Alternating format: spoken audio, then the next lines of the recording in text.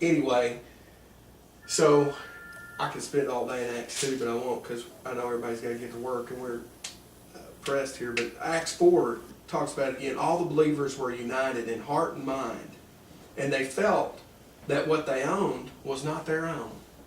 We don't feel that way at all. That's mine. My 401k, my house, my this, my that. You know, if God doesn't breathe life into any of us, you're dead. So He gave you everything you've got. He's our Father. And, you know, I think of my small children. I've got 11, 9, and 6-year-old. If I don't work, they don't eat. You know, if I don't help put a roof over their head, they don't eat. It's our relationship with God is just like our relationship with our children. I mean, He just goes over and over and over from Genesis to Revelation using that illustration. So when we think, why would God provide for me like that?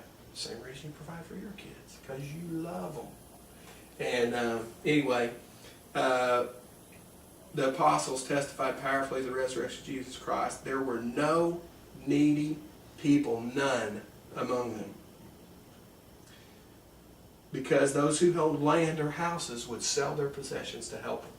Now, I'll be honest with you, I'm a giver and I love to give. But I've never sold anything for anybody. Okay? And these guys would fast for 3 or 4 days to feed their neighbor. Okay? They would go without food for more than spiritual reasons. They would go without food to feed the ones they love. And we say we love one another. Do we really? And you know, I think we really do, but I think the world has so jaded. You know, in Matthew it says you will either love the world and hate God, or you will hate the world and love God. And that's so hard to understand. I mean, you know, I've got to live in this world, and yet I'm not supposed to be of this world. And so that's Acts 2 and 4. And then going over to 2 Corinthians chapter 8, 14 and 15. I just want to share the scripture real quick, and then I want to visit some more about some personal testimony. But I love to back everything up we do with scripture, because this stuff's going to make no sense to financial planners or people that live their life. Because I'm going to tell you, we had financial planners in our first group. We had a partner in a CPA firm, and his wife is probably the most renowned financial planner in the area, and it went against. It was so hard. What Jer said last night. That's what Jer said last night. It was probably the hardest thing was for those folks. Let me tell you something. When they shared their income, they were embarrassed, because at the time I think they made $300,000 or $400,000 combined a year. Wow. Well, in our group, I think I made $60,000 at the time a year, and so I was probably on the upper end. So they were beat red, embarrassed to talk about that, and then they were writing checks into the group. But the physical side of them said, "This is my training. This is what you do. You don't share that kind of information. You don't do this. You don't do that. And you know what? You need to go get a job, and you need to do better, and you need to go back to school, and you can come up with a million reasons why people ought to be doing better." It doesn't address that in Acts 2 or 4 that I see. Now, there's things in the Bible that, you know, man's not supposed to be slothful. He needs to get up and try to go to work every day. And there's things that women are called to do as well. Get up and go to work every day, do what we've got to do. And man's got to work to eat. And so I firmly believe in that. But when people are doing that, for example, we've got a lady in our church. She's a single mother, 3 boys. I've got a sister that's divorced, has a daughter in college. She makes over $2,000 a month, takes home about $1,500 by the time the uncle gets through. Her health insurance is $500 a month. Her rent's $500 a month. Between her and my niece's gasoline alone is $300 or $400 a month. What are they going to eat on? So, you know, she's working hard, 40, 50 hours a week, but she can't make it. So we had this same thing happen to a lady in the church. Well, let me pray for you. No, give her some money. Give her some money. You know, I'm living in a $500,000 house, driving 2 brand new cars, and I'm going to pray for her? No, I'm going to go get her some money. That's what you're supposed to do. Now, if she's laying around the house all day, I'm going to tell her to go get a job. And so there's things that you just have to do in love. Now, I don't do that to be judgmental, because if I don't love her, I don't need to do that. Actually, I'd probably make my wife do that if it was, no, I'm just kidding. But anyway, 2 Corinthians 8, verse 14 and 15. There we go. I'm reading out of a New Living Translation Bible. It reads a little different, but I kind of like it. Right now you have plenty and can help those who are in need.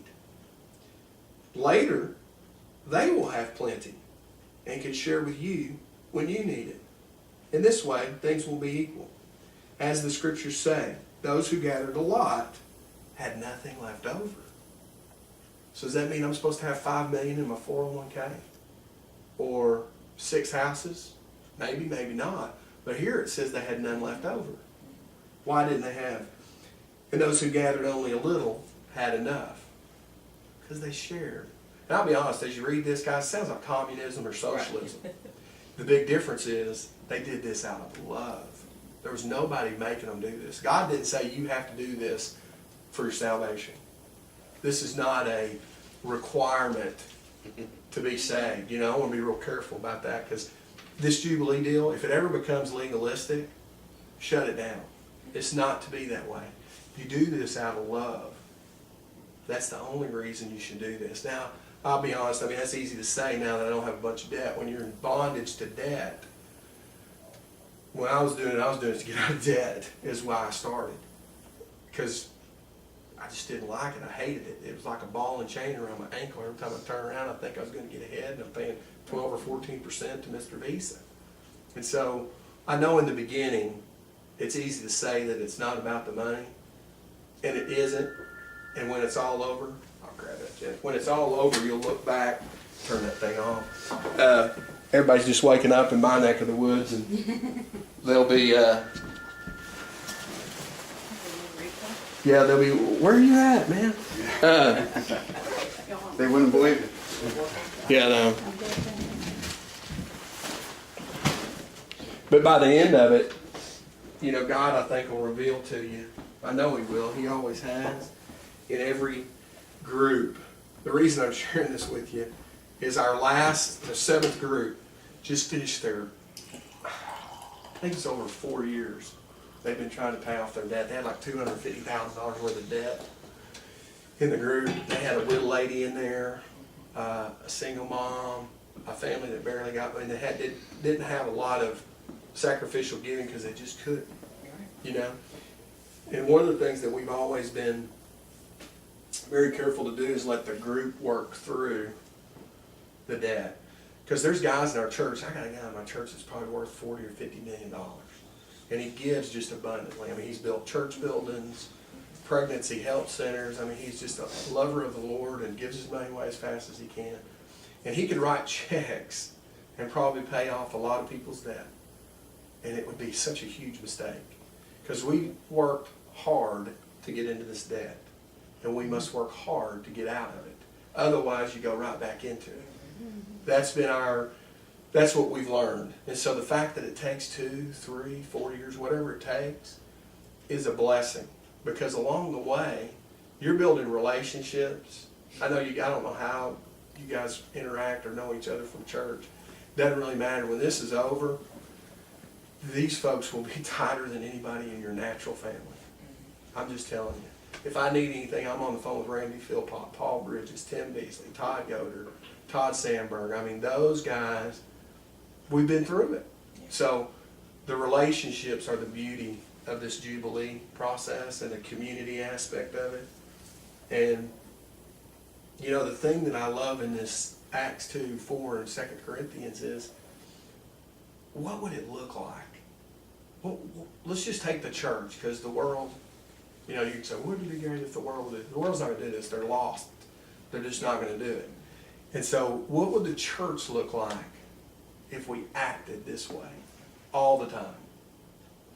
I just think it'd be a beautiful thing.